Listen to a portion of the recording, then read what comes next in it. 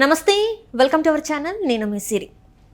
చంద్రబాబు నాయుడు గారు మాజీ డీజీపీకి టికెట్ ఇవ్వబోతున్నారని తెలిసి జగన్ భయపడుతున్నారు అని వార్తలు వస్తున్నాయి. సో ఈ అంశాన్ని మనకి వివరించడానికి మనతో పాటు ఉన్నారు TDP official spokesperson doctor A S Rao garu. నమస్కారం సార్. నమస్తే శ్రీ.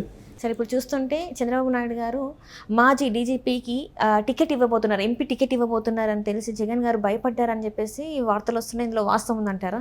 ఇవ్వబోతున్నారని ఖరారు చేశారు కదా కృష్ణప్రసాద్, మాజీ డీజీపీ గారిని, ఐపీఎస్ ఆఫీసర్ని ఆయన బాపట్ల పార్లమెంట్ నియోజకవర్గానికి ఆయన క్యాండిడేట్గా ఖరారు చేశారు. ఎందుకంటే అక్కడ ఉన్నటువంటి సిట్టింగ్ ఎంపీ నందిగామ సురేష్ ఈ యొక్క సీఎం జగన్మోహన్ రెడ్డి సహకారంతో అక్కడ ఏ విధంగా నెగిటివిటీ ఉంది చూశారు. ఏ విధంగా ప్రజలను అదొకటి పట్టించి ఆ ప్రజలను పట్టించుకోకపోవడం అందరు గమనించారు.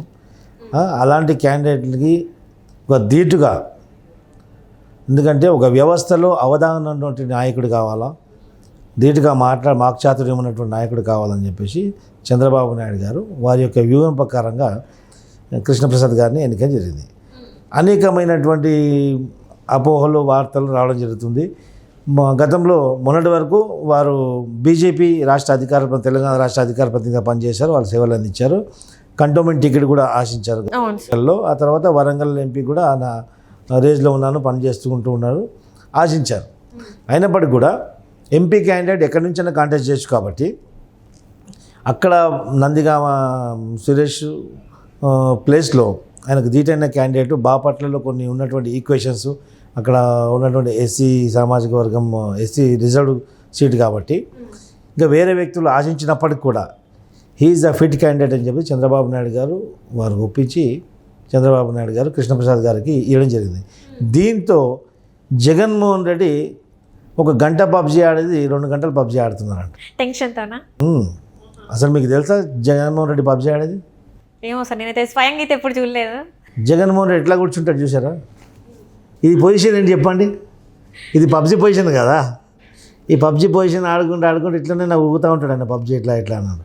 ఓకే, 1 గంట పోయి ఇప్పుడు 2-3 గంటలు పబ్జీ ఆడుకుంటూ ఆయన పరిస్థితి చెప్పలేని విధంగా ఉంది. ఇప్పుడు సైకో మొత్తం ఇంకా సూపర్ సైకోగా మారిపోతున్నాడు జగన్మోహన్ రెడ్డి.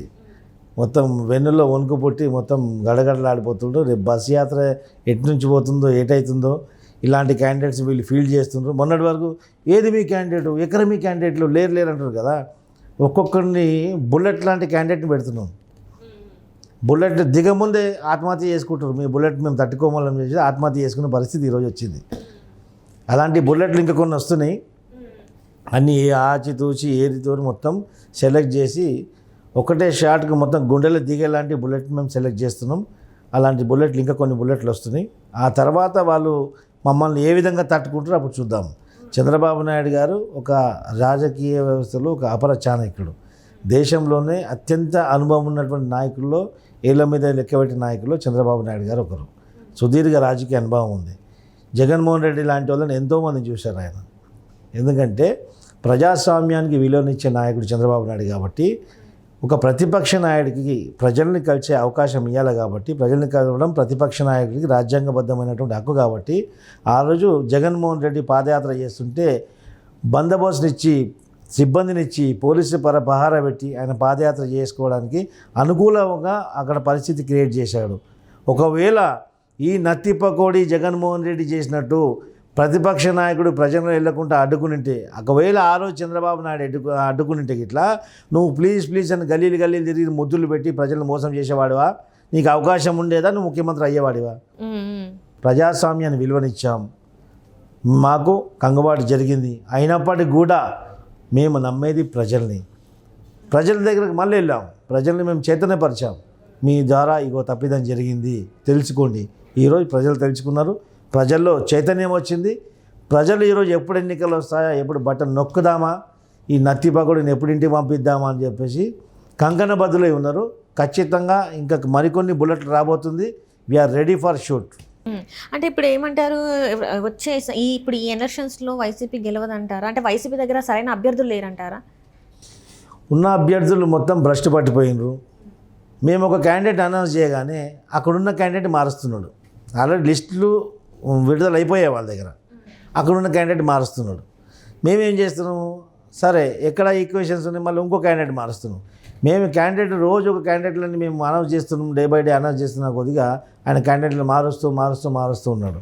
ఇప్పటివరకు వాళ్ళ మేనిఫెస్టో కూడా రూపకల్పన కాలేదు, క్యాండిడేట్లనే మారుస్తున్నారు. వీఆర్ గోయింగ్ సింగిల్ అంటున్నాడు కదా, సింగిల్ డిజిట్కే పరిమితం అవుతావు బిడ్డాను, మేము సింగిల్ డిజిట్కే ఆపుతాం. ఖచ్చితంగా అలాంటి బుల్లెట్లను దించుతాం. ఇప్పుడు సింగిల్ డిజిట్కి ఆపుతాం. సింగిల్ డిజిట్కి ఆపడం కాకుండా పులివెందుల కంపల్సరీ పులివెందులనే నేను డిపాజిట్ గల్లతి చేస్తాం, నిన్ను అసెంబ్లీకి రానియకుండా చూస్తాం. అది తెలుగుదేశం పార్టీ కరుడట్టిన కార్యకర్తగా నేను చెప్తున్నాను. అంటే ఆయన ముఖ్యమంత్రిగా ఆయన చెప్తున్నారు కదా, రాష్ట్రాన్ని నేను చూసుకున్నంతగా నేను చేసినంత అభివృద్ధిగా ఇంకెవరు చేయలేదని చెప్పేసి మాట్లాడుతున్నారు. మరి అందులో వాస్తవం లేదంటారు? నీలాగా రాష్ట్ర చరిత్రలో, ఉమ్మడి రాష్ట్ర చరిత్ర కానీ విభజించిన రాష్ట్ర చరిత్రలో ఇలాంటి ప్రజల ప్రాణాలు తీసి నాసిరకమైనటువంటి మద్యం ప్రజలకు తాయిపించి ఆ మద్యం మీద వచ్చినటువంటి రుసుము నీ తాడేపల్లి కొంపలో దాచిపెట్టుకొని అమాయకమైనటువంటి మహిళలు పుస్తలు తెంపినటువంటి దుర్మార్గుడు నువ్వు. ఇలాంటి అమానుషం ఇప్పటివరకు ఏ ముఖ్యమంత్రి కూడా చేయలేదు. అది నిజం, నువ్వు చేసింది నిజం. నీలాగా ఎవరు చేయరు, చేయబోరు కూడా. మనిషి అయి పుట్టినోడు మాత్రం ఎవరు చేయడు. అంటే ఈసారి ఖచ్చితంగా వైసీపీ ఓడిపోతుంది అంటారు? ఓడిపోతుంది కాదు, ఇంటికి పోతుంది, కనుమరుగైపోతుంది. ఓడిపోవడం అనేది చాలా చిన్న మాట. వైసీపీ కనుమరుగైపోవడం ఖాయం.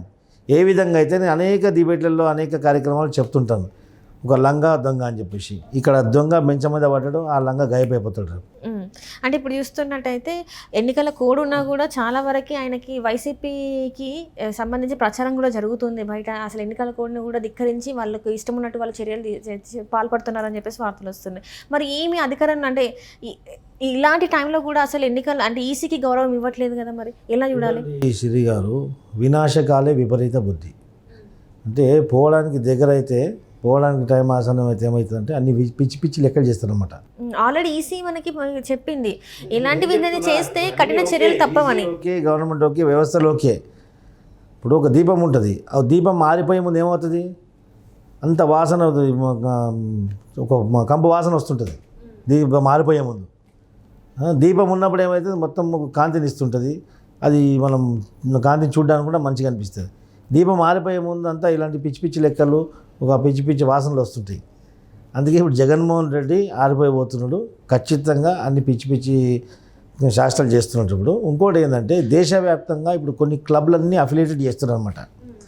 ఏం క్లబ్లు అవి? ఇక్కడ చెంచల్గూడ క్లబ్బు, చెల్లపల్లి క్లబ్బు, ఇంకోటి Warangal jail, Rajahmundry jail club, మళ్ళీ అన్నిటికీ క్లబ్ కన్నీ కూడా ఒక హెడ్ క్లబ్ ఉంటుంది, సెంట్రల్ క్లబ్, తిహార్ క్లబ్. అన్నీ కూడా క్లబ్లన్నీ అనుసంధానం చేసి మొత్తం అఫిలియేటెడ్ చేసి ఈ క్లబ్లోకి చేరే మెంబర్స్ అందరినీ కూడా మంచిగా అలానే అఫిలియేటెడ్ అందరికి మెంబర్షిప్ ఇచ్చి, ఇప్పుడు మొన్న ఈ బతుకమ్మకు మెంబర్షిప్ ఇచ్చేసినాం. ఆ క్లబ్లో ఉన్న మెంబర్ చెప్పారు కదా, వెల్కమ్ టు తిహార్ క్లబ్ అని చెప్పేసి. ఆ క్లబ్కి ఇప్పుడు బతుకమ్మ ఆడికి పోయింది, రేపు ఇంకొకటి పోతాడు డ్రగ్స్ వాడు, మా లంబు పోతాడు, ఆడ లంబు మిషన్ భగీరథ స్కామ్ చేసినాడు. మళ్ళీ ఇంకోటి మన హ్యాపీరావు, వాడైతే దిగపోయాడు, అసలు లేడు. హ్యాపీరావు ఈరోజు అడ్రస్ లేకుండా పోయాడు. హ్యాపీరావు అంటే తెలుసా మీకు? సంతోష్. రైట్. హ్యాపీరావు కూడా క్లబ్ తయారుంది. వీళ్ళందరికీ ఒక్కొక్క క్లబ్లో చేసేస్తారన్నమాట. క్లబ్లు చేసి వీళ్ళందరికీ అఫిలియేట్ చేసి ఒక సెంట్రల్ క్లబ్, తిహార్ క్లబ్ అవుతుంది. వీళ్ళందరూ ఒక క్లబ్ తోటి మంచిగా వాళ్ళు క్లబ్లలో ఎంజాయ్ చేసుకుంటారు. నెక్స్ట్ వాళ్ళ శేష జీవితం అంతా కూడా సుఖంగా సుభిక్షంగా క్లబ్లోనే గడవాలని చెప్పేసి భగవంతుని ప్రార్థిస్తున్నాం. Right sir, right. Thank you so much sir.